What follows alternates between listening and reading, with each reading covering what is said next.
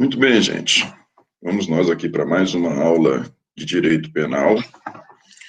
Conforme falamos na apresentação do programa, hoje, nesse semestre, nós vamos começar a falar dos crimes em espécie. Vamos iniciar a parte especial do Código Penal. Eu, até mesmo em função da necessidade da gente consultar, fazer referência à legislação, eu vou projetar aqui para vocês os slides e também vou projetando os artigos de lei a que fizemos referência. Qualquer questionamento, se eu estiver andando muito rápido, qualquer sugestão, qualquer reclamação, vocês, por favor, abram o áudio aí, viu? Porque eu não vou estar vendo o chat, eu não vou estar vendo a mensagem escrita de vocês, ok? Ô Pedro, bom dia. Bom Você dia. já disponibilizou o slide da semana passada no portal? O slide da semana passada no portal, eu acho que não. Não disponibilizei não. Aquele que fala dos trabalhos, das coisas, né? Esse de hoje foi disponibilizado, não foi ou não? Eu ainda não cheguei a ver, não. O de hoje. Não. Alguém chegou a ver, gente? Porque eu não achei aqui, não. Espera aí, só um tiquinho. Pelo menos para vocês acompanharem aí no primeiro momento. Pedro. Oi. Deixa eu te dar só uma sugestão, é porque eu acredito que seja uma dificuldade de alguns alunos em relação à explicação, é porque a gente teve problema com alguns outros professores, é só para quando você for explicar a matéria, por exemplo, focar mais no tópico, por exemplo, a gente está falando, é porque principalmente para a gente que está digitando, aí fica meio complicado. Então, assim, por exemplo, estou falando de tal tópico, tal, entendeu? É para explicar com mais calma, porque, por exemplo, em algumas aulas passadas, não na sua, mas de alguns outros professores, eu não consegui digitar, beleza? Eu acho que é até bom projetar o slide por isso, porque aí vocês visualizam, vocês vão ouvindo minha explicação e visualizando os slides. Quer ver? É verdade. E aí eu gosto de digitar também, porque eu consigo aprender mais assim, entendeu? Tranquilo. E aí foi só uma sugestão. Obrigado, viu, Pedro? Tá, tranquilo. Espera aí só um pouquinho que eu vou, se não for para o sistema, eu vou pelo menos mandar para vocês aqui agora. Vou mandar para a líder pelo Zap, e ela repassa para vocês, mas também vai para o portal, viu? Vocês não esquentem, não. Espera aí, só um pouquinho. Deixa eu localizá-lo aqui.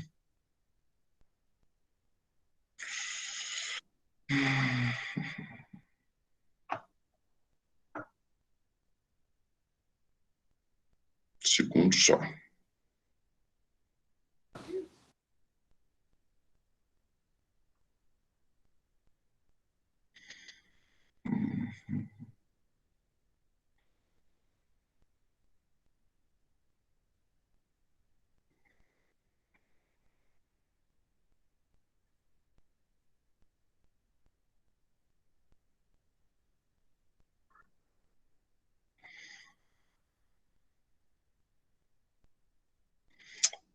Jesus.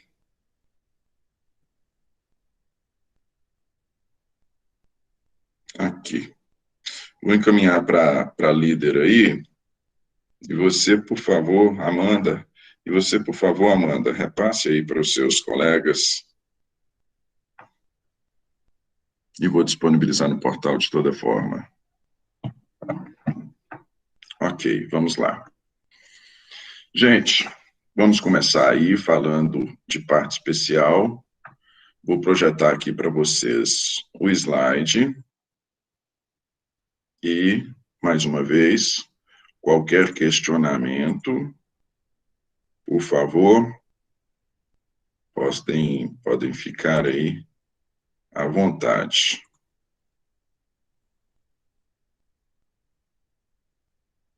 Visualizam aí o slide? Sim, professor, visualizamos sim. Ótimo. Vamos lá. Bom, gente, nós estamos falando de parte especial.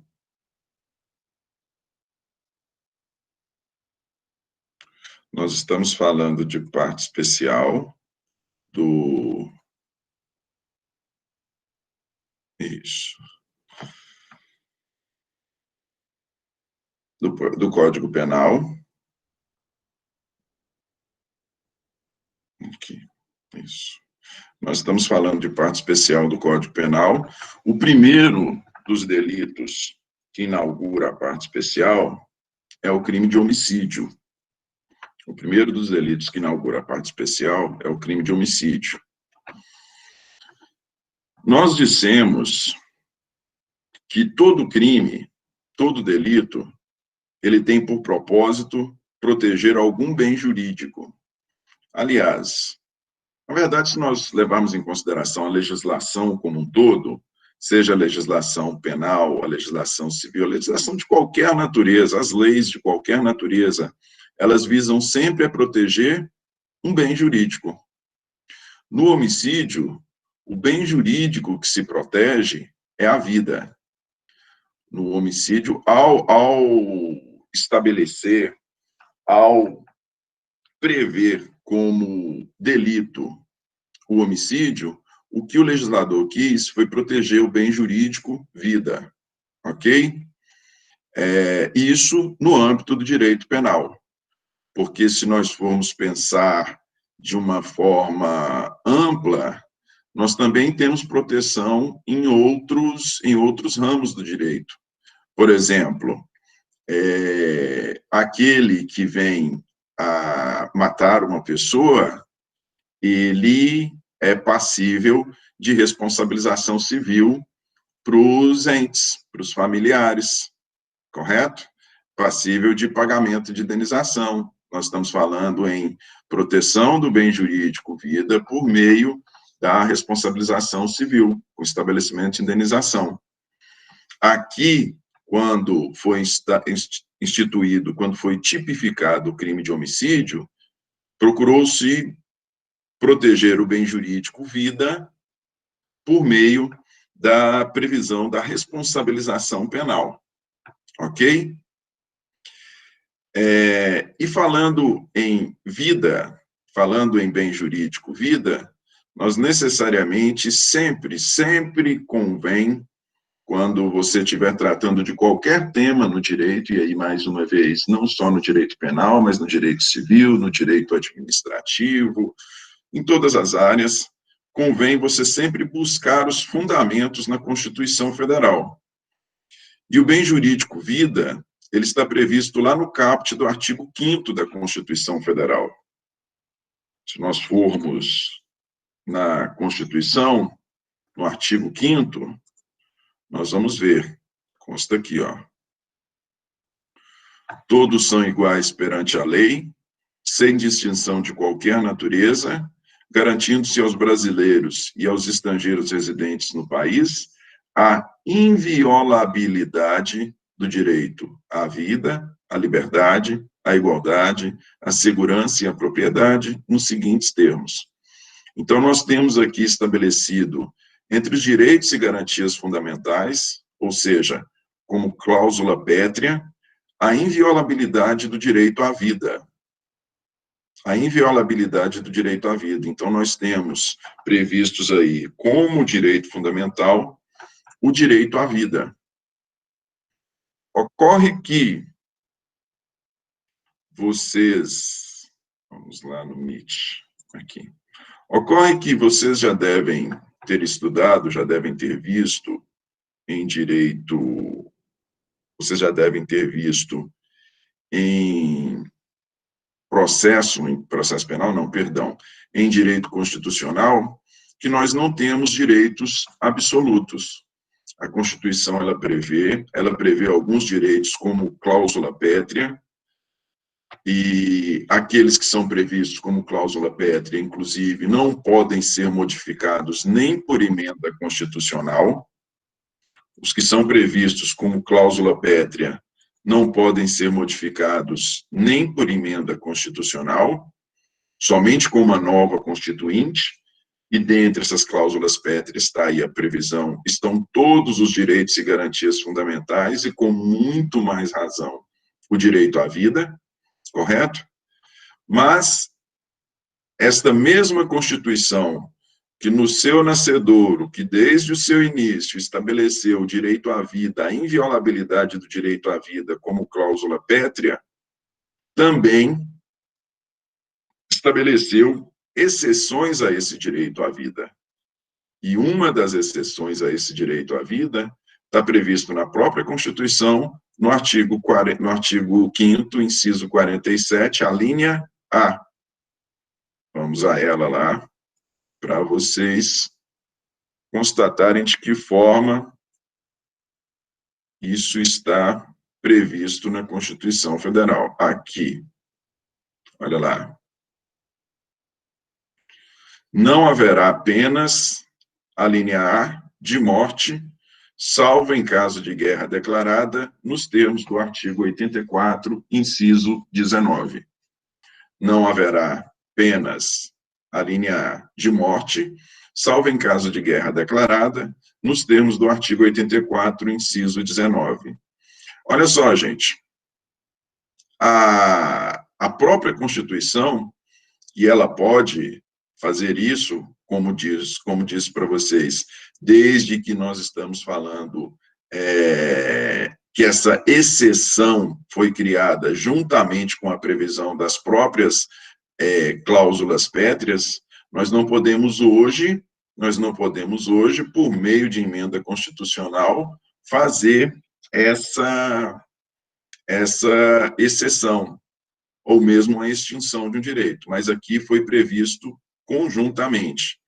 E vejam vocês, ao prever a pena de morte, nós temos uma exceção ao direito à vida, previsto como cláusula pétrea. E essa pena de morte, ela está prevista apenas no caso de guerra declarada. O artigo 84, inciso 19, ele fala lá, dentre as declarações do presidente da República, referendadas pelo Congresso Nacional. Dentre essas declarações está lá a guerra, correto? E o mais interessante é o seguinte, a gente normalmente vê essa referência, mas a gente a encontra simplesmente quando nós estamos falando, a gente só ouve falar, né? Só ouve falar. Bom, mas então quer dizer que no caso de guerra declarada há a possibilidade do estabelecimento de pena de morte? Sim, há a possibilidade de estabelecimento de pena de morte. Mas como é que isso se dá? Olha só, para vocês verem que interessante. O direito, quando nós estamos falando de pena de morte, se é pena, por óbvio, tem que ter um delito atribuído a essa pena, não é? A pena é a resposta que o direito penal dá àquele que comete um crime. Então, se nós estamos falando de pena de morte, tem que haver um crime atribuído a essa pena. Com a declaração de guerra, nós não teremos aí o irrestrito direito de causar a morte de nacionais, não.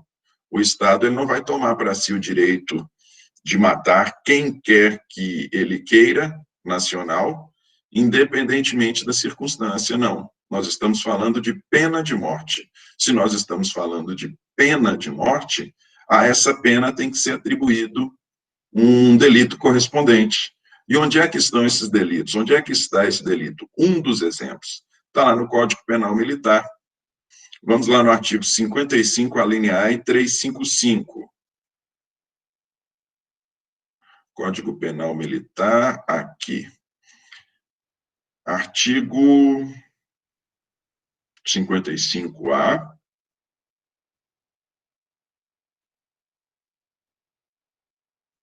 Aqui, temos a previsão, ó. As penas principais são a linha A, de morte, né? Pena de morte. E aí vamos lá ao artigo 355, onde está estabelecido um crime ao qual se atribui a pena de morte. Aqui no capítulo dos crimes militares em tempo de guerra. Título de favorecimento ao inimigo. Olha aí o 355.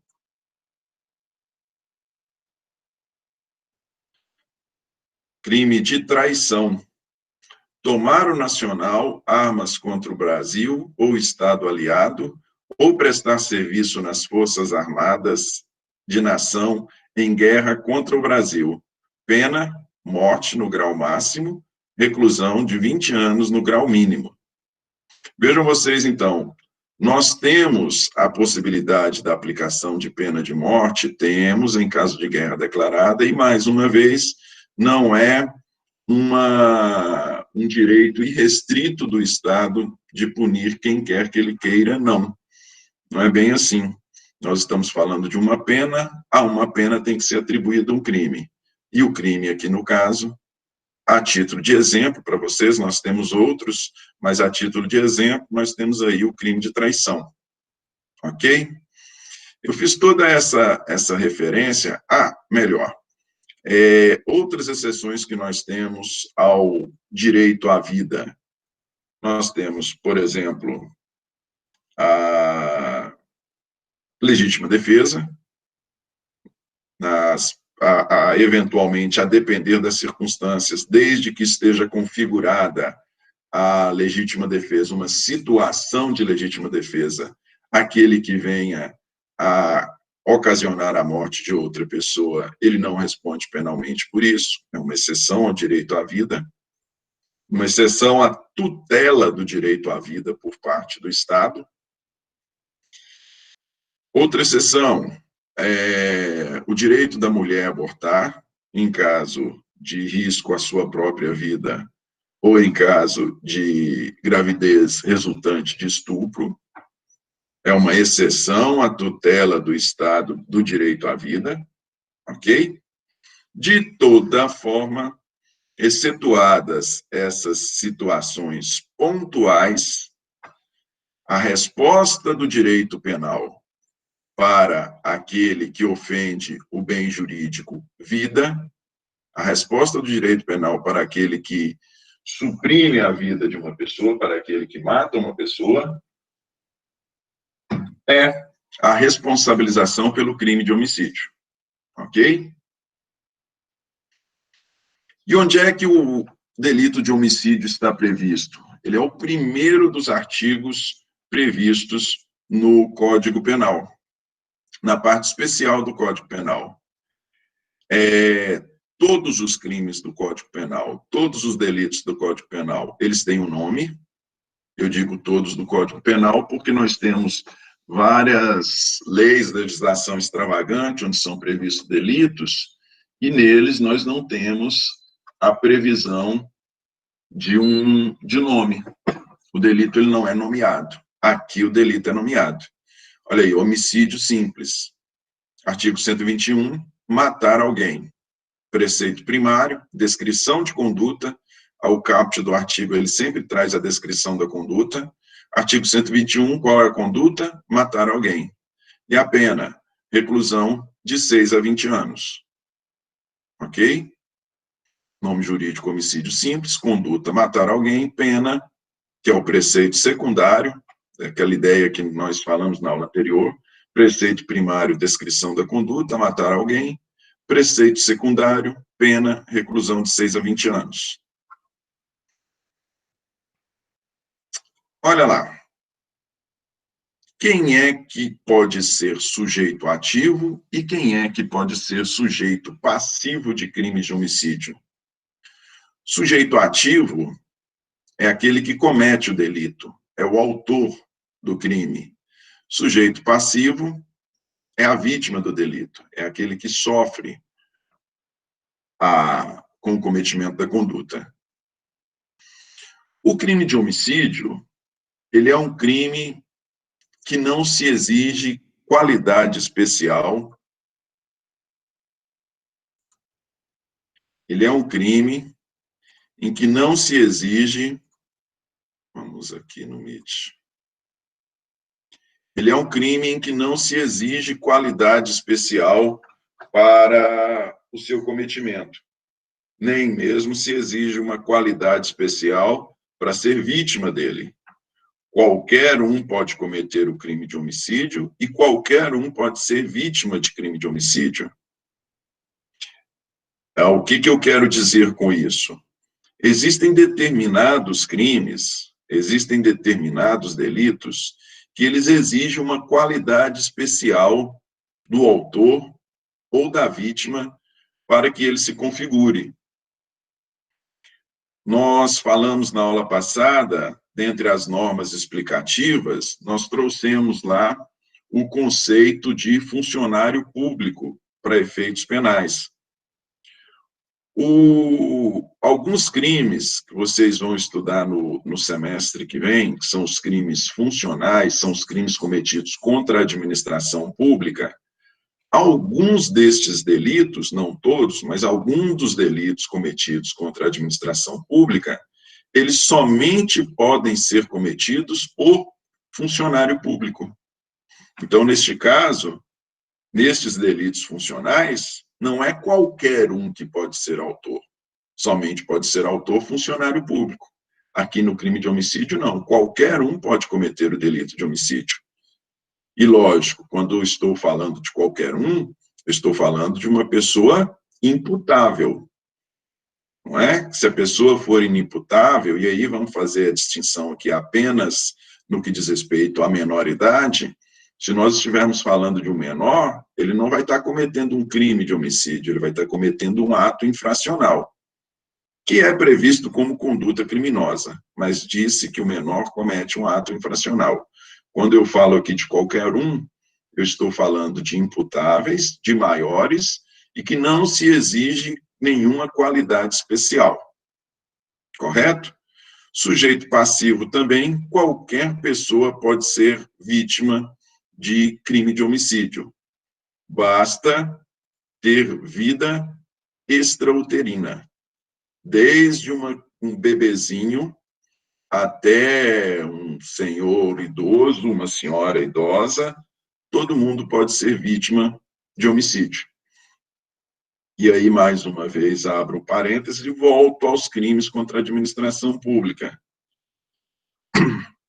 Determinados delitos, como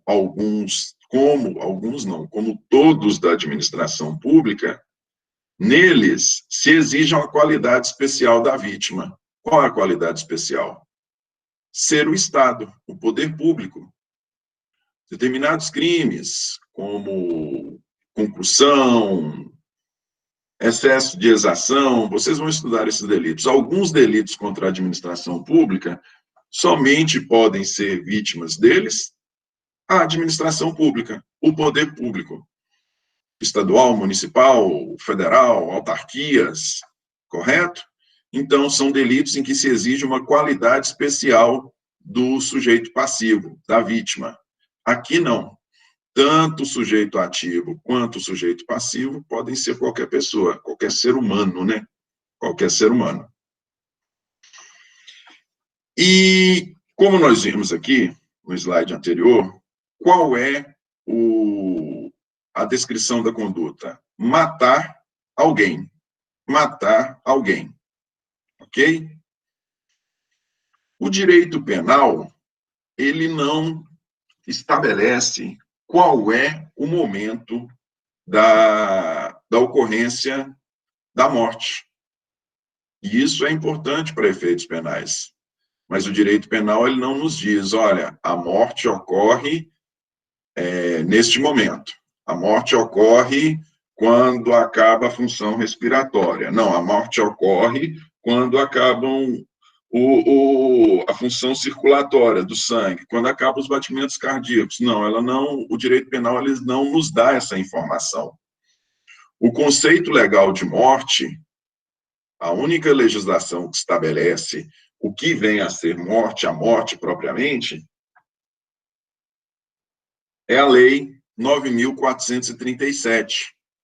A Lei 9.437, que é a lei de transplante, a lei que regulamenta o transplante de órgãos. Vamos lá na 9.437, para vocês verem. 9.437, artigo 3º, caput. Aqui.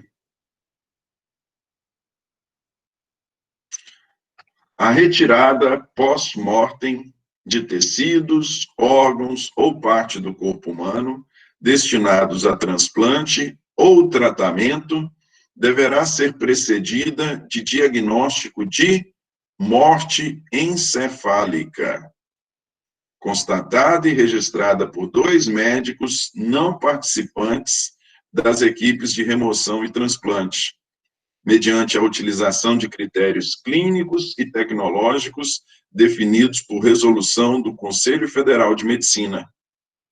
Vejam só, gente, para fins de transplante, considera-se morte a ocorrência da morte encefálica. A circunstância da pessoa ter as suas funções respiratória, circulatória, mantidas por meio de máquinas, né, por meio de equipamentos, não faz com que se entenda que ela está viva. Desde a ocorrência, a partir do momento em que houve a morte encefálica, se entende, para fins de transplante, que a pessoa está morta.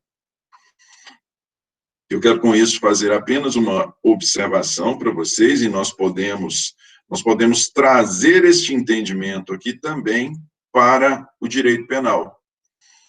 E é importante o estabelecimento do momento da morte? Sim, é importante o estabelecimento do momento da morte para vários efeitos penais, O que se considera morte, né?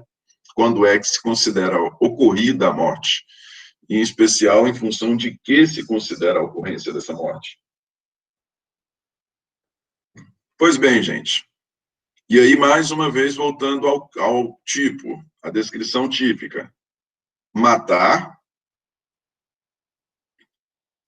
O direito penal não nos traz a informação do que vem a ser a morte.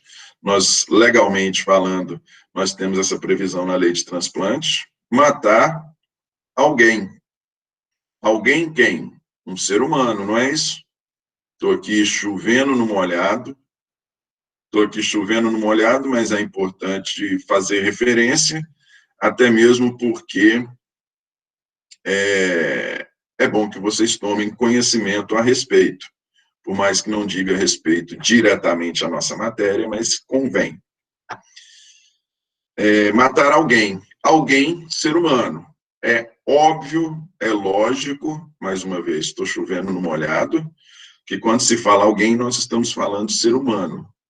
A supressão da vida de um animal, por mais que possa constituir crime, não constitui homicídio.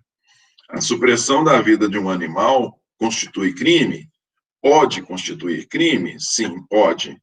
Onde é que está essa previsão? Está na Lei 9.605 de 98. São a lei dos crimes ambientais. Essa lei, ela é dividida em crimes contra a fauna e crimes contra a flora. Lá no capítulo dos crimes contra a fauna, nós encontramos a previsão dos delitos que configuram, né, a supressão da vida de animais. Artigo 29. O artigo 29 ele se refere aos animais silvestres. Matar, perseguir, caçar, apanhar, utilizar espécimes da fauna silvestre, nativos ou em rota migratória, sem a devida permissão, licença ou autorização de autoridade competente, ou em desacordo com a obtida.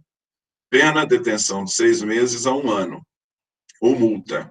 Vejam vocês, dentre as condutas descritas no tipo, tem o verbo matar. Se estivermos falando de espécime da fauna silvestre, a responsabilização se dá aqui, o crime é o do artigo 29. E veja vocês, aquilo que eu comentei há pouco, o delito está sem nome. Vejam, nós não temos um nome para esse delito, como nós temos o nome do delito do artigo 121. O nome daquele delito é homicídio. Aqui nós não temos um nome. O artigo 29 se refere aos animais silvestres. O artigo 32, ele abre a possibilidade de responsabilização por supressão da vida de animais domésticos. Artigo 32, praticar ato de abuso, maus tratos, ferir ou mutilar animais silvestres, domésticos ou domesticados, nativos ou exóticos. Pena detenção de 3 meses a 1 ano. E aqui o parágrafo 2º estabelece: a pena é aumentada de 1/6 a 1/3 se ocorre morte do animal. Então, nós temos aqui no 32 a possibilidade da responsabilização por crime, né, de supressão da vida de um animal doméstico, no 32, ok? Homicídio, apenas, por mais lógico que seja, achei um espaço aqui para fazer referência para vocês, porque por mais lógico que seja, homicídio é de ser humano. E ser humano, em que circunstância? Considera-se, para efeitos de responsabilização por homicídio, a vida extrauterina, ou seja, a vida fora do útero materno, ok? Mas enquanto está dentro do útero materno, não tem proteção do direito penal? Tem proteção do direito penal. Qual é o crime quando nós temos a supressão da vida intrauterina? O crime é o crime de aborto, que nós também vamos estudar aqui mais à frente. Para se falar em homicídio, nós temos que falar em vida extrauterina, vida fora do útero materno. Desde que nós estejamos ali diante de um recém-nascido, a supressão da vida, o matar este recém-nascido já constitui homicídio. Nós precisamos de vida extrauterina. E aqui eu abro espaço para falar para vocês de um teste voltado a essa constatação. Olha só, num primeiro momento, antigamente, entendia-se que a constatação da vida extrauterina, ela se dava por meio da respiração. A partir do momento que o bebê respirou, considera-se que houve vida extrauterina, ok? Esse era um conceito antigo. E interessante é o seguinte: como é que se fazia para saber como é que nós comprovamos, por meio de prova, por meio de perícia, que ocorreu a vida, sim? Como é que nós fazemos para saber se teve ou não vida extrauterina e, em caso de morte, se nós estamos diante de um aborto ou de um homicídio? Nós tínhamos um teste que ele ainda é praticado, porém, hoje, com a evolução tecnológica, ele é praticado muito menos, mas existe um teste que é chamado de docimásia hidrostática de Galeno. É um teste para medicina legal, de necrópsia, ou necropsia, né? Não tem nada bonito, não. Com esse teste aqui também não é diferente. Para se saber se houve ou não vida extrauterina, em que constitui esse exame? Nós temos a retirada dos pulmões, houve a morte. Você abre o bebê, abre a caixa torácica, retira os pulmões, coloca sobre a água. Se boiar, houve respiração. Os pulmões dilataram. Se houve respiração, houve vida extrauterina. Se a morte foi ocasionada nestas circunstâncias, nós estamos diante de um homicídio ou de um infanticídio. Se esses pulmões, ao invés de boiarem, se eles afundarem, não houve respiração, porque não houve dilatação deles. Então, a morte ocasionada, a demonstração de que ele foi morto, não vai constituir homicídio, vai constituir aborto. Ok? Ao estudar, para dar essa aula para vocês, eu lembrei do curso que eu fiz antes de trabalhar na Federal, antes de trabalhar no Ministério Público. Assim que estava para entrar na faculdade, eu fiz o concurso da Polícia Civil. E no concurso da Polícia Civil, para escrivão, nós temos tem aula de medicina legal, inclusive para quem tem interesse, né? Não vou falar que é bacana, não, é interessante. Para quem tem interesse, esse é uma disciplina que nós não temos na Polícia Federal, em razão da atribuição dos nossos crimes, dos crimes de nossa atribuição.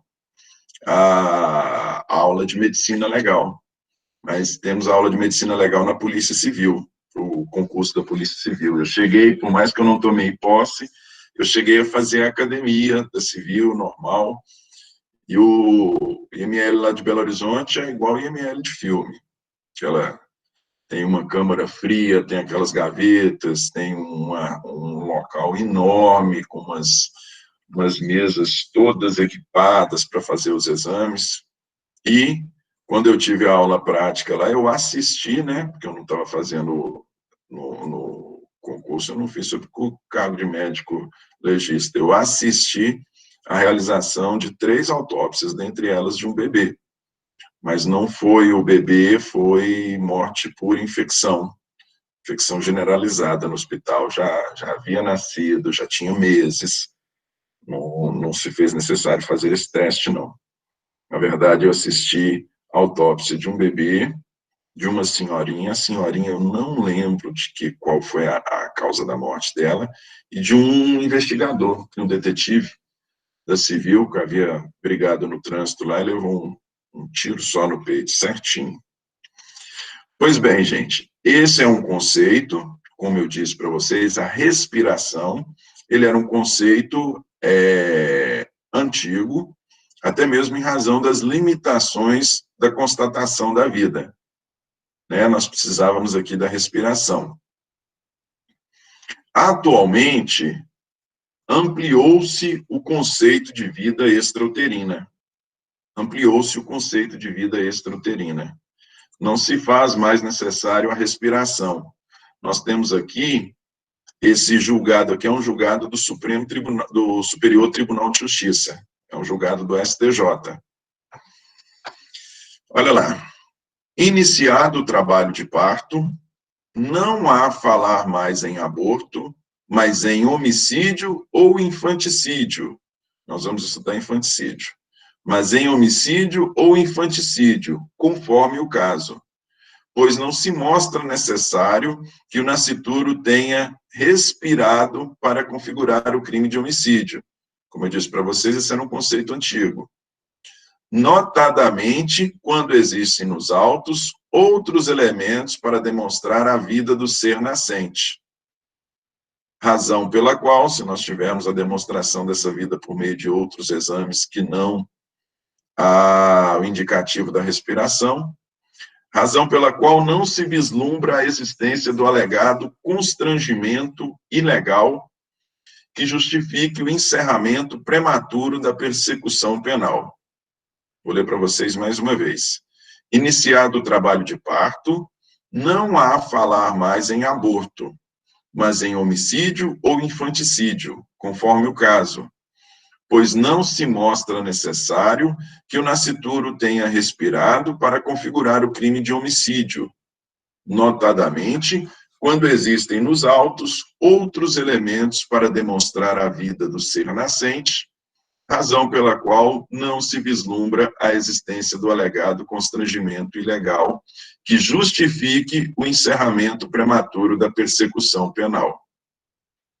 Olha só para vocês verem que interessante, gente. É um julgado de 2012. Esse aqui é o ministro do STJ, Marco Aurélio Belize. Vejam que se trata de um habeas corpus originado aqui de Minas Gerais. Se nós estamos falando de um julgado do Superior Tribunal de Justiça, alguém entrou com um habeas corpus contra um processo que estava tramitando aqui em Minas Gerais. Entrou com habeas corpus no Superior Tribunal de Justiça. Com que propósito? Com o propósito de encerrar a persecução penal, encerrar a tramitação do processo. Nós tínhamos uma pessoa sendo processada por homicídio, nós temos uma pessoa sendo processada por homicídio, e essa pessoa tentou interromper o andamento do processo, a persecução penal, por meio de um habeas corpus, tentou trancar o andamento do processo. Vejam vocês que interessante no que eu acabei de dizer. Nós não falamos que antes do nascimento nós temos aborto, depois do nascimento nós temos homicídio.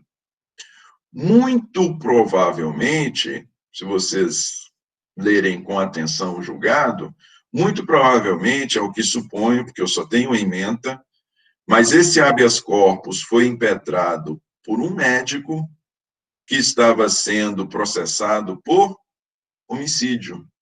Porque, veja só, na fundamentação aqui, o relator, ele coloca: não se mostra necessário que o nascituro tenha respirado para configurar crime de homicídio. Ou seja, se o propósito daquele que estava sendo processado, e eu suponho que seja um médico, o propósito dele era demonstrar e falar: olha, o neném não respirou. Se o neném não respirou, ele não nasceu vivo. Se ele não nasceu vivo, eu não posso estar sendo processado por homicídio. Está errado me processar por homicídio. Eu estou impetrando um habeas corpus para trancar essa ação contra mim. Correto? E aí, o relator, o ministro do STJ, ele falou: não precisa que o bebê respire. Se tiver outros elementos a indicar que houve vida extrauterina, né? Óbvio. Vida extrauterina. Então, vejam vocês, muito provavelmente nós temos um habeas corpus que foi impetrado por um médico que estava sendo acusado de homicídio. Ele estava no seu fundamento falando: olha, o bebê não respirou, e o ministro falou: não, mas não precisa de respiração. Se tiver outros elementos nos autos, outros exames, outros indicativos de que houve vida, e lógico, vida extrauterina, o processo de homicídio, sim, pode caminhar e nós podemos ter a persecução penal, sim. Eu não estou falando que eu vou te condenar, eu estou falando que o processo vai caminhar. O que o médico queria era exatamente que houvesse o encerramento prematuro. Quando você fala em encerramento prematuro de um processo, o que você quer dizer? Que ele nem siga, que ele nem tenha prosseguimento. Nós não vamos nem esperar chegar no final, na sentença, para ver se há ou não há responsabilização, para ver se há ou não há responsabilidade por parte do médico. O médico não queria nem chegar nesse ponto, queria travar o processo sem se chegar à decisão se ele era culpado ou inocente. Sem chegar a essa análise. Né? Porque vocês lembram, para se responsabilizar uma pessoa criminalmente, antes de mais nada, nós precisamos ter um crime. O que ele estava falando? Não teve o crime. Essa era a ideia. Mas vamos caminhar. Nós temos, gente, no parágrafo 1º do Código Penal, nós temos uma figura que é chamada de homicídio privilegiado. Homicídio privilegiado. Aí você brinca assim, né? Privilégio para quem? Como é que um homicídio pode ser privilegiado? Privilégio para quem? Antes de mais nada, tem que ser dito que o homicídio, ele é privilegiado, essa designação homicídio privilegiado, ela é uma designação doutrinária, ela é uma designação constante na jurisprudência. No Código Penal, nós não temos este nome jurídico. Nós temos o nome homicídio simples, para o artigo 121. Não existe o nome homicídio privilegiado para o parágrafo 1º. O homicídio privilegiado está aqui, ó, previsto no parágrafo 1º.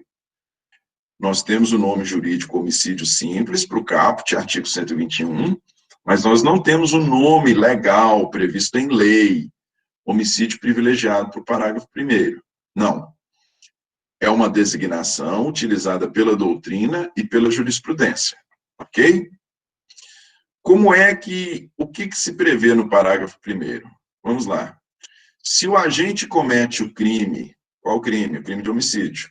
Se o agente comete o crime impelido por motivo de relevante valor social ou moral, ou sob domínio de violenta emoção, logo em seguida a injusta provocação da vítima, o juiz pode reduzir a pena de 1/6 a 1/3. Mais uma vez, se o agente comete o crime impelido por motivo de relevante valor moral ou social, ou sob domínio de violenta emoção, logo em seguida a injusta provocação da vítima, o juiz pode reduzir a pena de 1/6 a 1/3. Olha só, gente. Disse então que o homicídio é privilegiado porque o seu autor, desde que presente essas condições, o seu autor ele tem a pena reduzida. Por isso que se fala em privilégio. Ele vai responder pelo crime de homicídio, porém, em razão da presença das circunstâncias estabelecidas aqui no parágrafo 1º, ele vai ter a sua pena reduzida. Por isso que se diz que ele vai responder por homicídio, porém, por homicídio privilegiado. Esse parágrafo 1º, gente, ele traz 3 situações distintas. Todas elas redundam em redução de pena de 1/6 a 1/3. Mas ela traz, o parágrafo 1º, ele traz 3 fundamentos distintos para essa redução. Primeiro deles, se o agente comete o crime impelido por motivo de relevante valor social. Segundo deles, se o agente comete o crime impelido por motivo de relevante valor moral. Terceiro deles, se o agente comete o crime sob domínio de violenta emoção, logo em seguida a injusta provocação da vítima. Vejam então, são 3 fundamentos para que o autor tenha sua pena reduzida, para que ele responda por homicídio, porém por homicídio privilegiado. Vamos destrinchar esse parágrafo 1º aqui. Homicídio privilegiado. Primeiro dos fundamentos. Relevante valor moral. Quer dizer, no artigo da lei está relevante valor social, né? Mas falemos do moral. Relevante valor moral. O que configura esse relevante valor moral? O relevante valor moral é aquele valor de ordem pessoal. É aquele valor de ordem pessoal. A doutrina, ela traz um exemplo, clássico, classicíssimo, que é aquele pai que assassina, aquele pai que mata o autor de um estupro. Ele mata o autor que estuprou a sua filha. A vítima que ele mata é quem estuprou sua filha. Ele vai responder por homicídio? Vai responder por homicídio. Porém, nós estamos diante de um relevante motivo, de um relevante valor moral. A vítima, aquele que foi morto, estuprou a sua filha. Se nós não tivermos configuradas, presente todos os elementos da legítima defesa, porque nós temos a situação escalonada, gente. Vocês têm que pensar de maneira escalonada. Você tem o homicídio simples, em que não há nenhuma justificativa, e por isso a pessoa responde por uma pena de 6 a 20 anos. Você tem o homicídio privilegiado, em que há um motivo, mas por mais que haja um motivo, não é um motivo forte o suficiente para isentar a pessoa de pena, e em razão disso ela tem a pena reduzida. E você tem a terceira situação em que a pessoa estão presentes todos os elementos previstos da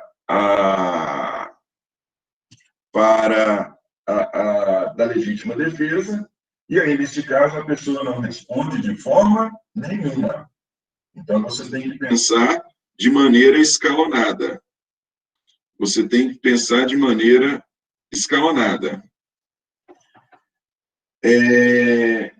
Um momentinho só, gente, por favor.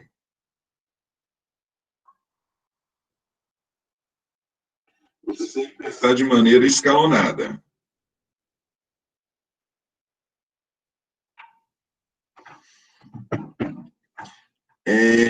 Vamos lá. Relevante valor moral. Então, o exemplo clássico, como disse para vocês, é aquele que mata o estuprador, o pai que mata o estuprador de sua filha. Relevante valor social. Relevante valor social. O relevante valor social, ele diz respeito, aí agora, não a um motivo de ordem pessoal, mas um motivo de ordem coletiva. Suponhamos que a gente esteja diante, vamos pensar numa situação em que a pessoa está lá na zona rural, nós temos muitos aqui nesse nortão de Minas nosso, você tem aí municípios pequenininhos, onde o destacamento da Polícia Militar é composto por 2, 3 policiais, um município imenso, com distritos na zona rural que às vezes estão a 50, 70 quilômetros só de terra, né? Difícil acesso. Suponhamos que nesse distrito ali comece a ocorrer furtos.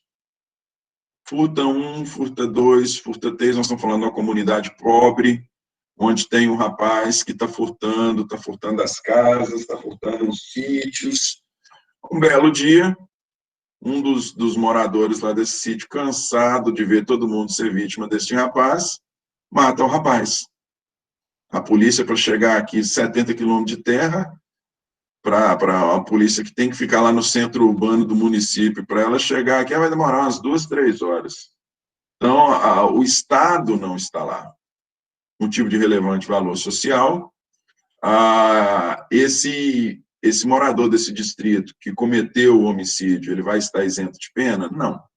Mas ele vai responder, ele pode responder por homicídio privilegiado.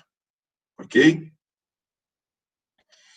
É interessante, gente, como é que configura o ciúmes. E a gente vai falar do ciúmes mais para frente, novamente.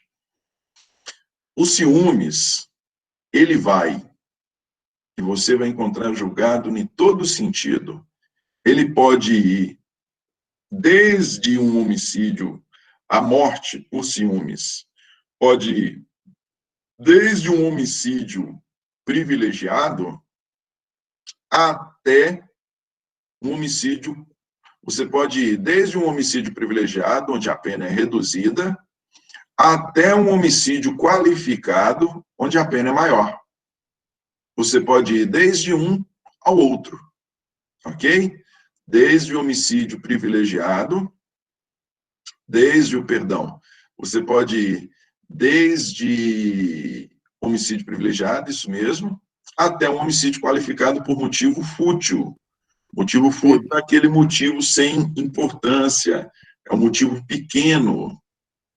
Você pode ali ter desde uma relação estável, um relacionamento maduro, respeitoso, né, de muito amor e carinho, em que a pessoa eventualmente pode ter traído, com a exposição da outra, enfim, e a pessoa perde a cabeça e comete um homicídio, como também você pode ter aquela pessoa que tem um ciúme doentio, que o outro olhou para o lado, a mulher olhou para o lado, que viu um rapaz bonitão passando, aí, em função disso, o esposo vai lá e a mata. Então, nós temos existe a possibilidade de nós termos desde um homicídio privilegiado até um homicídio por motivo fútil. É a situação fática que vai dizer. Pedro, depois me explica, por favor, a diferença, de novo, né, a diferença de homicídio qualificado e o segundo, que eu esqueci o nome, por favor. Obrigado. Ah, sim. Não, inclusive sobre o homicídio qualificado nós vamos falar. O que acontece no homicídio qualificado? O qualificado ele está no parágrafo 2º, é a nossa próxima aula. No homicídio qualificado, em razão de algumas circunstâncias, a pena é aumentada. Aqui, a pena é de 6 a 20. No homicídio qualificado, a pena é de 12 a 30. A pena é de 12 a 30. Quer ver? Vamos até lá. Como eu disse para vocês, é bom trabalhar com isso, com direito penal, com essa parte, que eu recordo aí a época em que eu trabalhava no Ministério Público, mas hoje não é atribuição nossa, então a gente não tem as coisas gravadas assim, tudo de cabeça, mas é 12 a 30 mesmo, de qualificado, isso, 12 a 30. Enquanto no homicídio simples a pena é de 6 a 20, no qualificado é 12 a 30. O homicídio qualificado, nós vamos estudar, ele existe por vários motivos. Dentre eles, qualifica-se um crime de homicídio por vários motivos. Dentre eles, quando o crime é cometido por motivo fútil. Como eu disse, suponhamos lá, falando novamente dos ciúmes, que o rapaz está na rua com a mulher, aí a mulher olhou para o lado, estava passando ali um outro homem, ela simplesmente olhou para o lado, o cara que é doido de ciúmes, a mata por isso. Ela cumprimentou o cara, bom dia. Ele vai lá e mata a mulher por isso. Nós vamos estar diante de um homicídio, aí o fundamento dos ciúmes, os ciúmes nesta circunstância, ele vai configurar motivo fútil, que vai fazer com que a pessoa responda por homicídio qualificado. Ok? Olha lá, gente. Nós estudamos no semestre passado circunstâncias agravantes e atenuantes. E essas são as minúcias do direito, que faz com que ele complique mais. Mas essa complicação ela é interessante porque essa complicação ela sempre tem o propósito de fazer com que a pessoa responda de maneira justa, né? Que a responsabilização se dê de acordo com a reprovabilidade da sua conduta, por mais que possa complicar para nós, para vocês que estão começando a estudar agora, para quem atua na área. Mas isso é importante para que a responsabilização se dê de maneira justa, de maneira compatível com a reprovabilidade da conduta. Ok? Olha lá.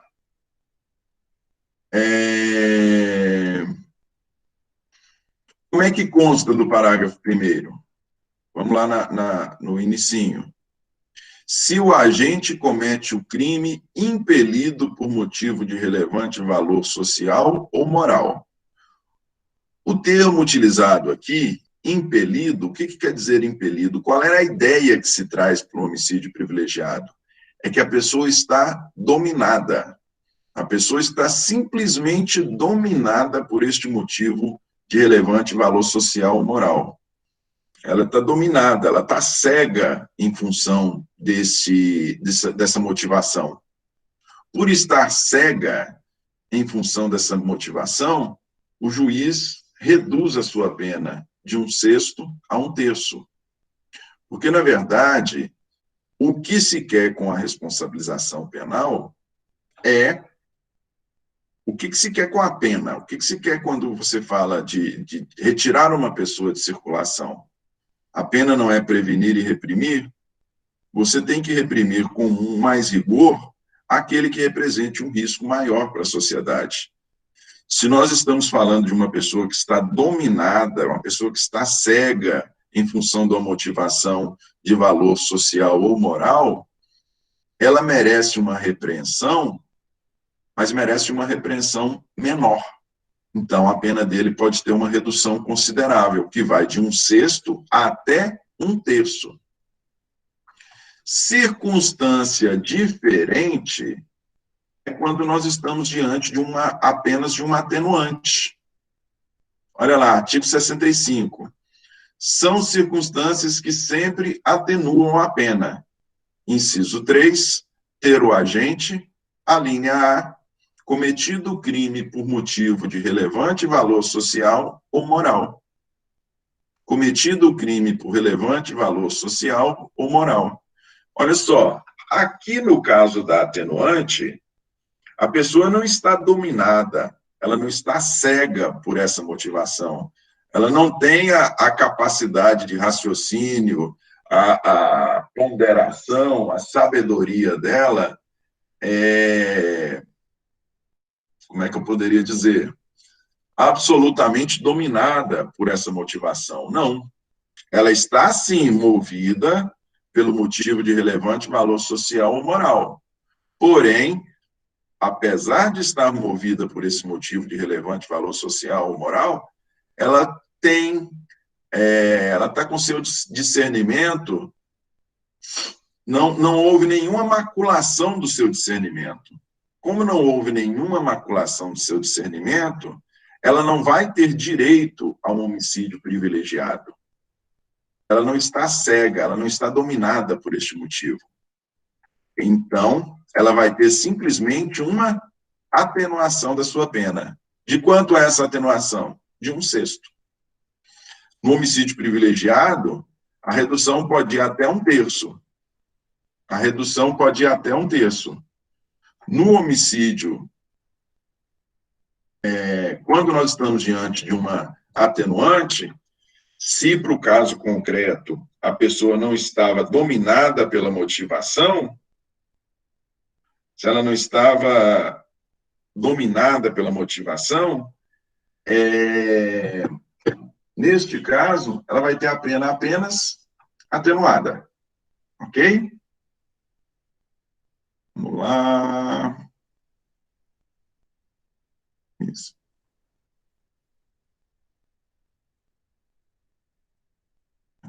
Aqui. Isso, aqui. Muito bem. E aí, gente, falando ainda de homicídio privilegiado, tem 4 situações em que nós podemos vislumbrar situações que se assemelham e que pode vir a configurar homicídio privilegiado, tendo por fundamento o relevante valor moral. Podem constituir homicídio privilegiado, tendo por fundamento o relevante valor moral. Que situações são essas? Eutanásia, ortonásia, distanásia e mistanásia.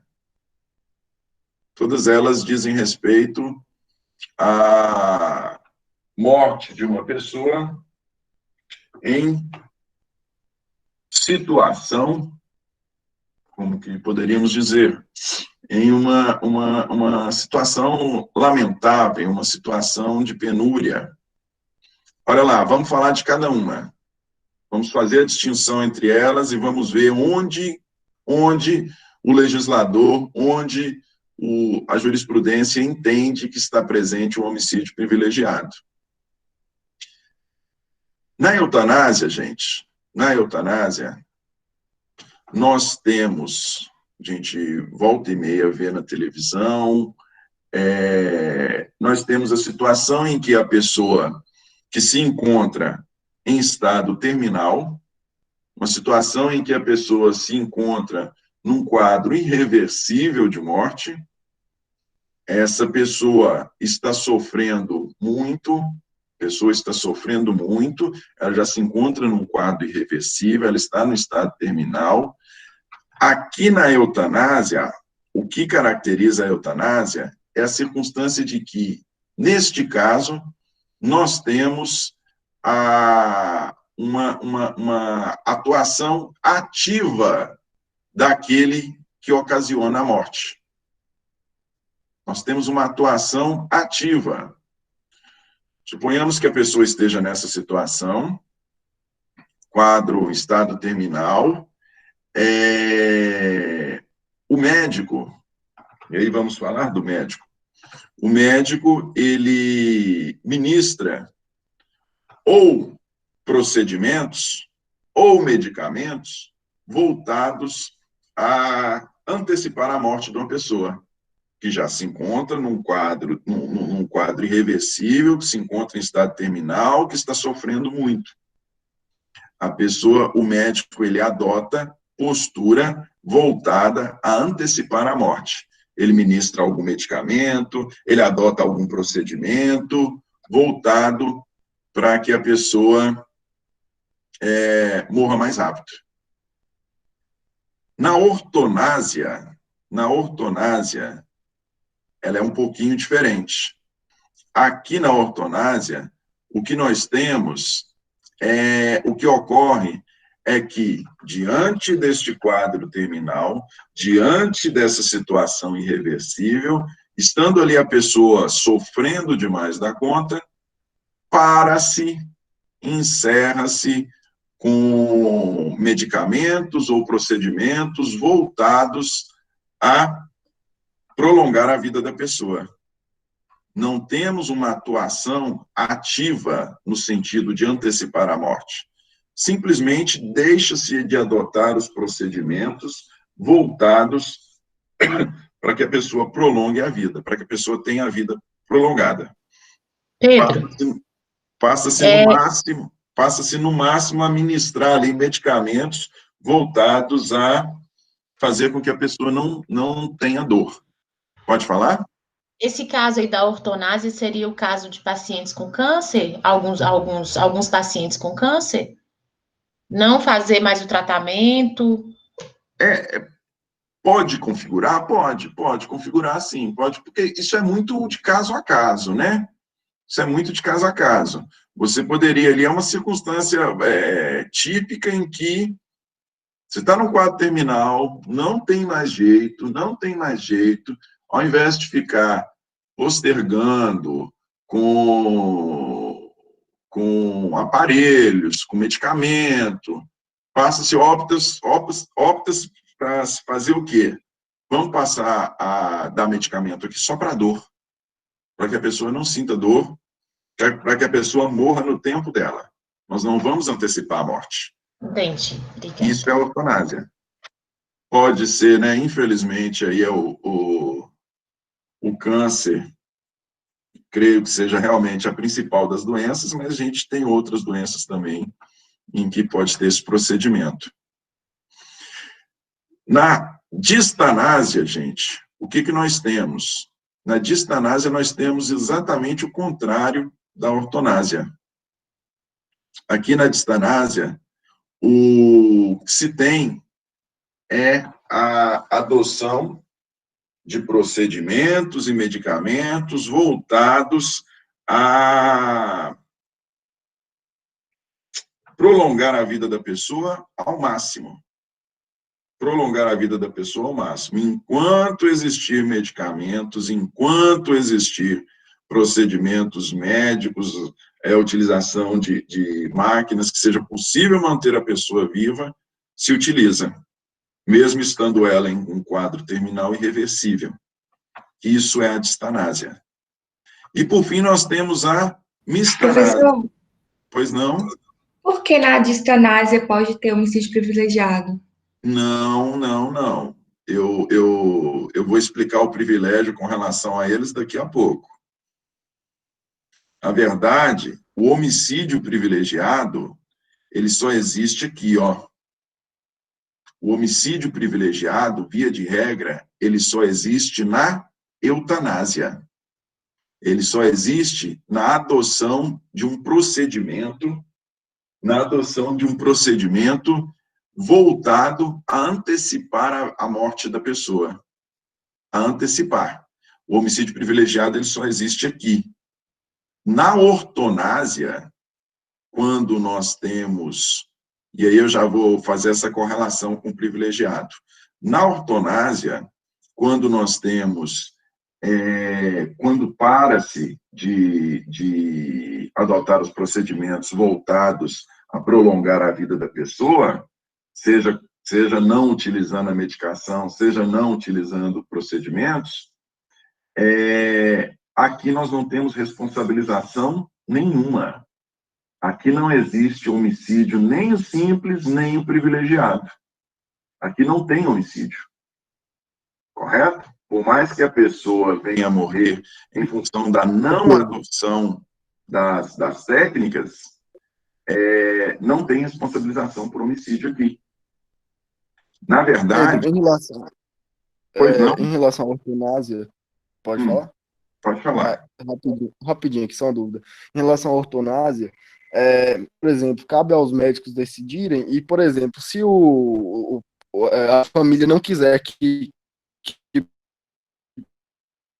deixe de usar os medicamentos, por exemplo, o médico quer continuar com os medicamentos para evitar a morte do paciente. E aí, se ele vai e morre e a família quiser, por exemplo, culpar o médico, e aí? Mas os médicos não fazem isso, não. Isso é uma questão, isso é acordado. Isso é acordado. Ah, tá, entendi. Então é acordado entre a família e os médicos. Nenhum médico em sã consciência faz isso, não. Precisa da concordância. Precisa da concordância. Exatamente, para evitar depois um conflito entre eles. Para né? evitar depois ser responsabilizado civil, penalmente, ou até perante o próprio Conselho Federal, o próprio CRM. Precisa da concordância. E é tão interessante esse negócio aqui da ortonásia, olha só para você verem. É uma questão tão polêmica que no Código de Ética Médica, a ortonásia, ela é prevista como uma conduta ética. Ela é prevista como uma conduta ética. Inclusive, existe uma resolução do Conselho Federal de Medicina, essa resolução aqui, 1805, de 2006, ela recomenda a adoção da ortonásia desde que presentes os seus pressupostos. Estamos falando de um quadro terminal, irreversível, em que a pessoa está sofrendo demais. Ok? Existe uma resolução do Conselho reafirmando a possibilidade da adoção da ortonásia. Agora, o interessante aqui é o seguinte, só para vocês verem como que o tema é polêmico. O Ministério Público Federal, ele entrou com uma ação civil pública com o propósito de proibir, né?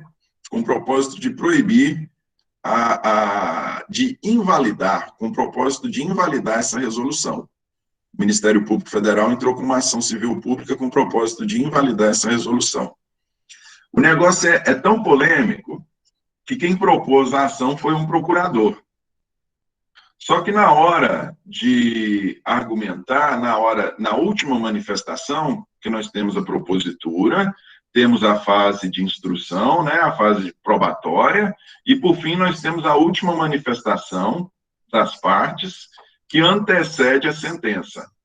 Nessa última manifestação, ela foi feita não pelo procurador da República que propôs a ação, foi feita por um outro procurador da República. E esse outro procurador da República se manifestou favoravelmente à validade do conselho, da resolução. Olha que doido. Um procurador propôs, querendo invalidar a resolução, o processo teve a sua tramitação. Quando se chegou na hora do Ministério Público fazer a sua última manifestação antes da sentença, quem passou a atuar no processo foi um outro procurador, e este outro procurador, ele manifestou-se pela validade da resolução. Correto? E o juiz federal, ele concordou e reafirmou, não, a resolução é válida sim, a ortonásia é legal sim. Então, quando estamos diante da ortonásia, não existe homicídio privilegiado, não existe homicídio nenhum, não existe responsabilização penal por homicídio. Se estivermos diante da eutanásia, aí sim, motivo de relevante valor moral. Nós temos responsabilização quando você tem a adoção de procedimentos voltados a antecipar a morte da pessoa. Na distanásia, nós temos,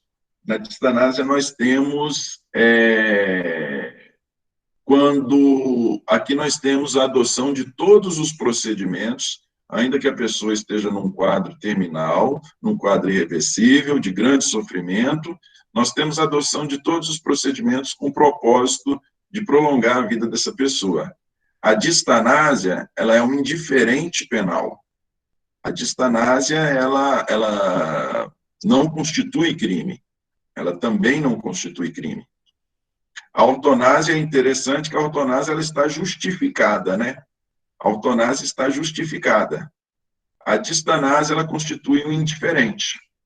Distanásia constitui indiferente, ela não é crime de maneira nenhuma, como também não é a ortonásia, só que são procedimentos diferentes. Já a mistanásia chamada de morte miserável, é quando a pessoa não tem atendimento. Não tem atendimento. E aqui, interessante na mistanásia é o seguinte, nós estamos falando de uma pessoa que compareceu, que foi ao hospital, e uma pessoa que não teve atendimento, e em função desse seu não atendimento, ela veio a morrer. No que diz respeito à responsabilização penal, nós podemos ter aqui, desde um homicídio culposo, em que pode ter havido negligência, houve negligência no atendimento, não houve o atendimento, houve negligência, nós podemos ter desde um homicídio culposo até um homicídio doloso com dolo eventual. Aquele que não atendeu, podendo atender, crendo que aquele que assumiu o risco, né, da morte, ao não atender a pessoa, esse pode responder por homicídio doloso na modalidade de dolo eventual. Então, é a situação fática que vai nos dizer.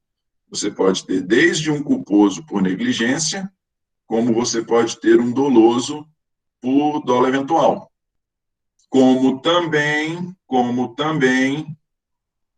a depender da demanda, tudo é a situação fática que vai dizer, gente. A depender da demanda, nós podemos não ter responsabilização penal nenhuma, não é? A depender da demanda. Essa situação aqui do mistanásia me faz lembrar um exemplo, uma situação prática que uma menina que foi minha colega de faculdade, ela falou que aconteceu com o irmão dela. O irmão dela fazia medicina lá na Faculdade de Ciências Médicas, lá em Belo Horizonte. Aí, no primeiro dia que o menino vai para uma aula prática, vai para um hospital, acontece um acidente com um ônibus, um acidente feio, e aí um monte de gente ferido, ferimento terrível, ferimento gravíssimo. Aí na hora que ele entra, chega esse monte de gente lá, o médico que ele estava acompanhando, o médico vira para ele e fala, olha, vamos cuidar dessa e dessa pessoa ali, aquela e aquela outra pode deixar morrer, porque não tem jeito. Então, assim, não dava para atender todo mundo. Vai responsabilizar o médico por homicídio culposo? Vai responsabilizar ele por dolo eventual? Não tem como, né? É a situação fática que vai dizer. Sim? Nesse caso, não poderia responsabilizar o Estado, porque é obrigação dele oferecer médicos suficientes para conseguirem atender a demanda, não? Mas a depender da situação, não tem como, né? Tudo vai de caso a caso. Tudo vai de caso a caso. Porque se a gente estiver falando de uma demanda imensa, vamos pensar assim, ó. Vamos pensar que a demanda aqui, eu não sei se tem alguém aí da área de saúde ou que o pai seja médico. Suponhamos que a demanda aqui seja X e o Estado cumpra a obrigação dele. Olha aqui, ó, vamos fazer uma estatística aqui. Para atender a demanda de Montes Claros, nós precisamos de X médico na Santa Casa. Pelo histórico aqui, ó, pelo histórico, nós precisamos de X médicos. Vamos fazer uma estatística aqui, 5 anos. Ah, não, 10 médicos, 50 médicos aqui, tá bom. Ok. Acontece um acidente terrível, e acontece um acidente assim, de qualquer natureza, vamos supor, uma explosão numa fábrica aqui, que 50 médicos não atendem. Correto? 50 médicos não atendem. Como é que você responsabiliza o Estado? Não é? Se precisasse de 100 médicos. Situações excepcionais, situações pontuais, eu não vejo como possível, não. Agora, se nós falarmos assim, ó, o Conselho Federal de Medicina estabelece, estudos estabelecem que nós precisamos de 50 médicos para cada 100 mil habitantes. Vamos lá. Montes Claros, Montes Claros precisaria de 50 médicos ao mesmo tempo no hospital. Ok. Aconteceu de só ter 30 médicos no momento em que a pessoa compareceu lá e morreu. Aí dá para se responsabilizar. Compreende? Isso, lógico que cada situação é uma situação. Só que existe um negócio, quando vocês forem estudar em direito administrativo, responsabilização civil do Estado, existe um negócio que chama reserva do possível. É uma limitação à responsabilização civil do Estado. Reserva do possível. Não tem como, é igual muitas vezes nós temos a não responsabilização, por vezes, do Estado, em determinadas situações, porque, por vezes, você não tem recurso para atender a todas as demandas. Mas é só a situação prática mesmo que vai dizer. É só a situação fática. Ok? Obrigada. Nada. Olha lá, gente, a terceira modalidade de homicídio privilegiado. E nós vamos esticar aqui um pouquinho a aula só para a gente terminar, viu? Terceira modalidade de homicídio privilegiado. Quando a pessoa age sob domínio de violenta emoção, logo em seguida a injusta provocação da vítima. Sob domínio de violenta emoção, logo em seguida a injusta provocação da vítima. Nessa terceira modalidade de homicídio privilegiado aqui, nós temos 3 elementos. Nós temos violenta emoção, nós temos uma injusta provocação da vítima e nós temos a circunstância do homicídio ter ocorrido logo em seguida. Então, veja, o autor do homicídio ele está sob o domínio de violenta emoção, houve uma provocação por parte da vítima, uma injusta provocação. O que é a injusta provocação? A provocação que não está justificada, né? A provocação que não está justificada, porque suponhamos que primeiro tenha sido o autor do homicídio que provocou a vítima, e a vítima replicou a provocação em resposta. Essa é uma provocação injusta? Não, não é. Nós temos que falar de uma injusta provocação quando o autor não fez por merecer essa provocação da vítima. E a conduta tem que ser logo em seguida. A doutrina traz um exemplo interessante. Imagina um senhor de idade, chega um rapazinho novinho, do nada, xinga esse senhor todinho e dá um tapa na cara desse senhor, na frente dos seus filhos, na frente de seus amigos. Esse senhor que estava ali no ambiente público passa a mão numa faca, pega uma faca, esfaqueia e mata o rapaz. O senhor vai estar sob o domínio de violenta emoção. Houve uma provocação da vítima, essa provocação foi injusta e a conduta dele foi na sequência. Agora, olha que interessante para vocês verem como que o direito tem que ser tudo no direito. Tudo é a situação fática que vai dizer. Tudo para se saber se nós estamos diante de um homicídio simples, de um homicídio privilegiado, ou de um homicídio qualificado, por motivo fútil, por exemplo, é a situação que vai nos dizer.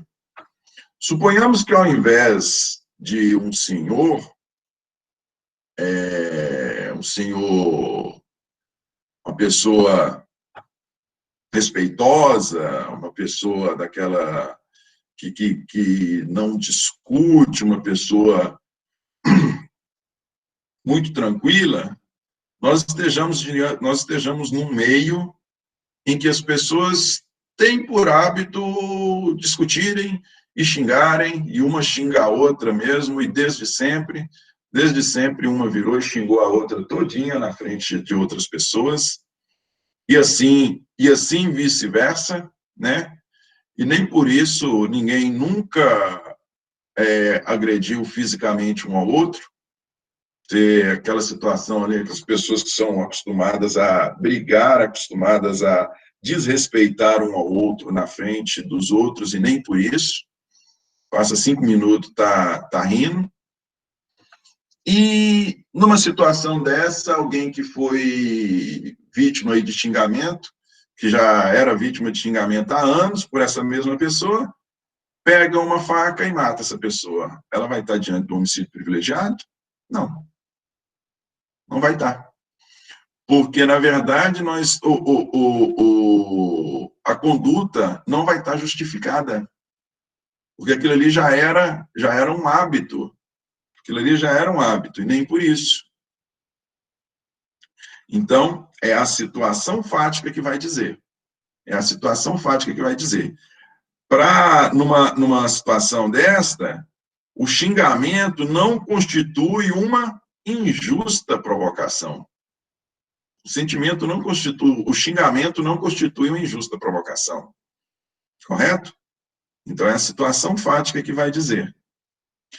Aqui, da mesma forma que no motivo de relevante valor moral e social, nós também temos uma atenuante que se assemelha a essa terceira modalidade de homicídio privilegiado. Essa atenuante está na linha C.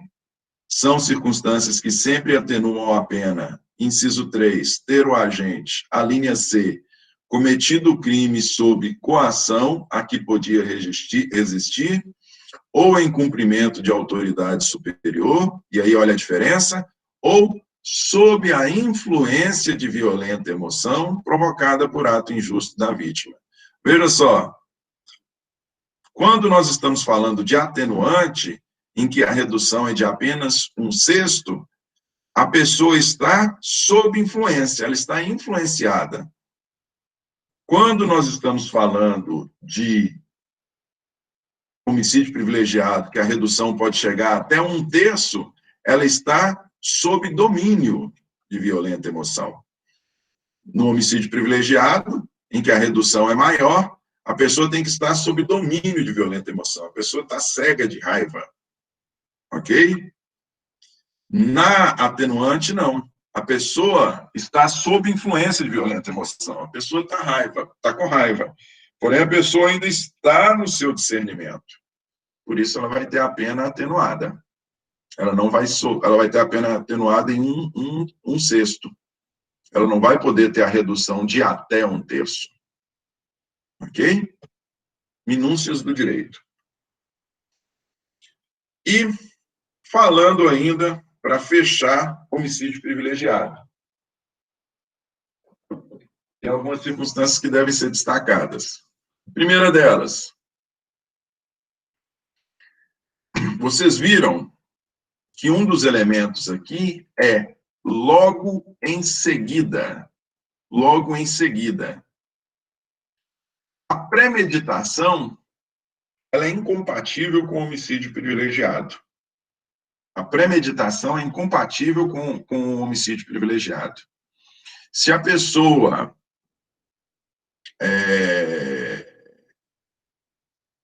tem tempo, se a pessoa maquina como vai fazer, na verdade, a depender da forma como ela atua, pode até configurar uma qualificadora. Existe a qualificadora de emboscada, existe a qualificadora de dissimulação. Então, a depender da forma como a pessoa atue, o crime pode configurar até uma qualificadora. Mas ainda que não chegue a configurar uma qualificadora, o fato da reação não ser, vamos voltar lá mais uma vez, o fato da reação não ser logo em seguida, o fato da reação ser premeditada, o fato da reação ser bem bolada, pensada, com frieza, na verdade, retira a possibilidade da pessoa responder por homicídio privilegiado. Ela responde pelo homicídio simples. Ou até mesmo qualificado, como eu disse para vocês, se estiver presente a dissimulação, se estiver presente a emboscada. Ok? Vocês lembram lá, tem que lembrar, quando vocês... Isso aqui vocês têm que lembrar do Chaves. Lembra lá do Chaves? A vingança nunca é plena, mata a alma e envenena? Pois é. Tem como responder por homicídio privilegiado, se está vingando de maneira premeditada, não. Obrigação ou faculdade do juiz, gente? O juiz, na verdade, nós estamos falando de homicídio. Homicídio é crime doloso contra a vida. Homicídio, quem julga são os jurados. Correto? Quem julga são os jurados.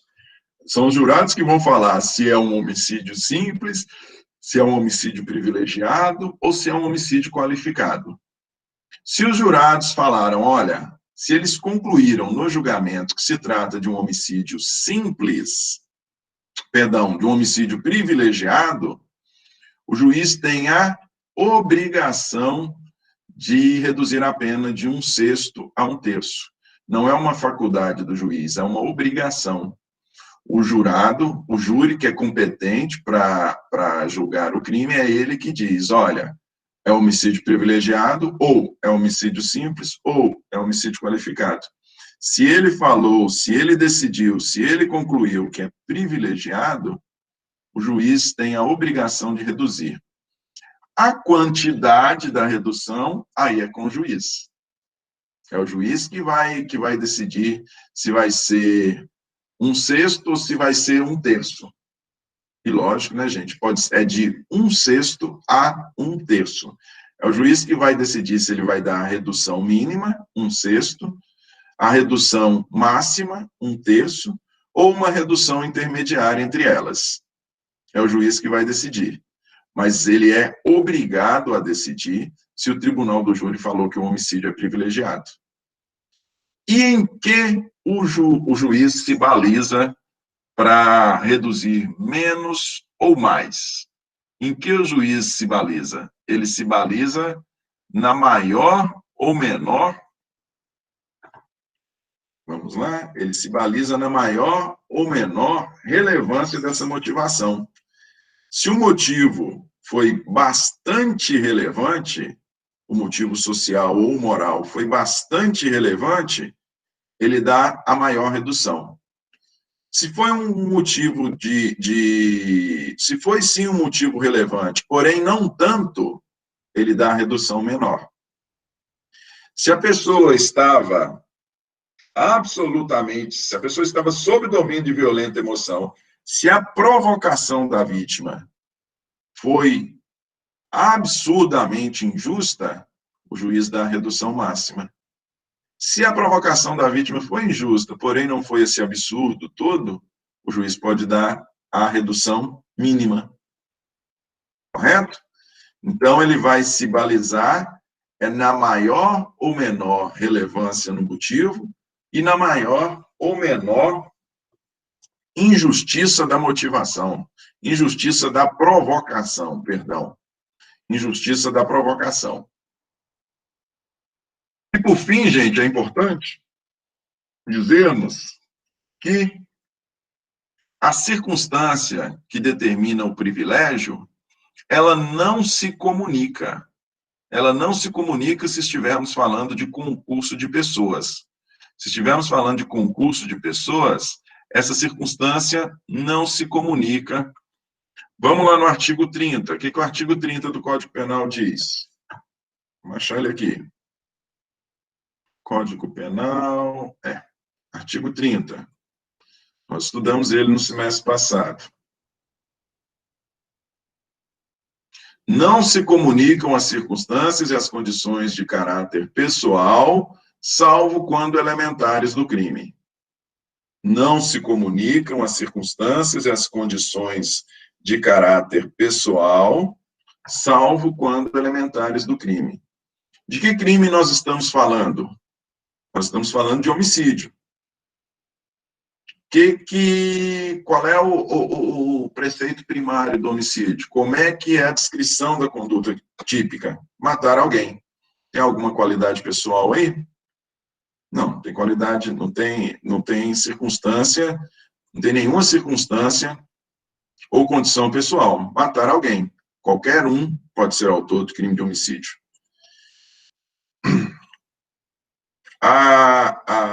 O motivo de relevante valor social, o motivo de relevante valor moral, ou a injusta provocação, ela diz respeito à pessoa. É óbvio que essa motivação ou a injusta provocação pode atingir aos dois autores. Atingindo aos dois autores, todos os dois responderão por homicídio privilegiado. Se atingir a apenas um deles, apenas um vai responder por homicídio privilegiado e o outro responde por homicídio simples ou qualificado. Quer ver um exemplo interessante? Suponhamos que a gente tenha um pai naquela situação lá, está em estado terminal, um quadro irreversível, está sofrendo muito, os médicos já falaram que não tem jeito. Aí, um belo dia que os filhos vão lá visitar, o filho combina com o outro. Fala, o negócio é o seguinte, vai lá na farmácia e compra o remédio X, que eu vou adicionar esse remédio no soro que está lá aplicado no pai, para que ele morra logo.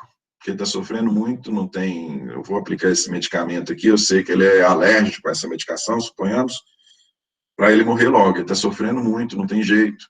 E outro irmão, sabendo deste propósito, e também movido por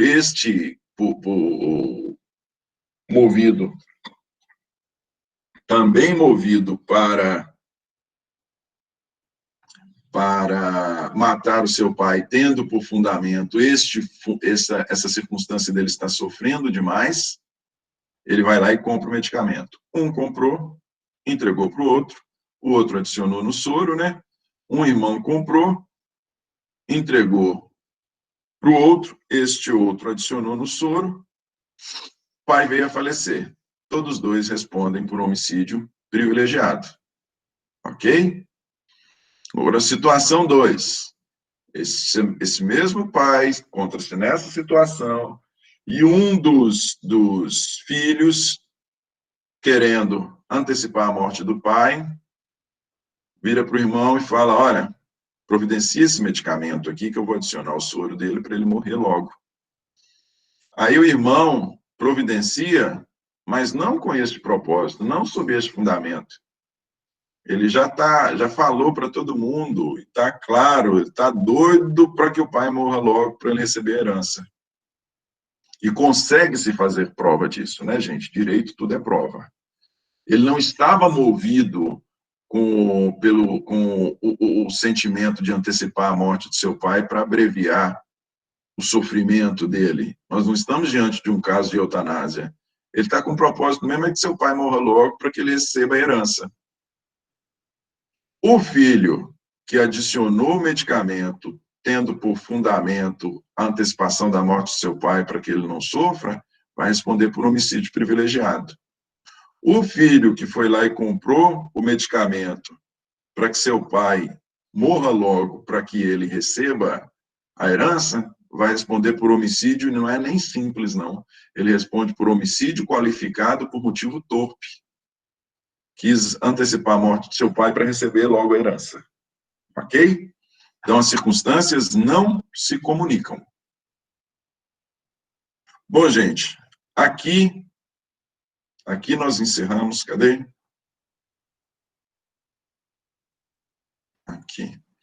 Aqui nós encerramos nossa aula de homicídio, essa primeira parte. Na aula seguinte, nós vamos falar de homicídio. Na aula seguinte, nós vamos falar de homicídio qualificado, correto? Alguém tem alguma ponderação, alguma dúvida? Hã? Não? Então, bom dia para vocês. Sexta-feira, nós retornaremos à nossa aula e vamos falar de homicídio qualificado. Ok? Até mais, gente. Até, Pedro. Um bom dia para você também.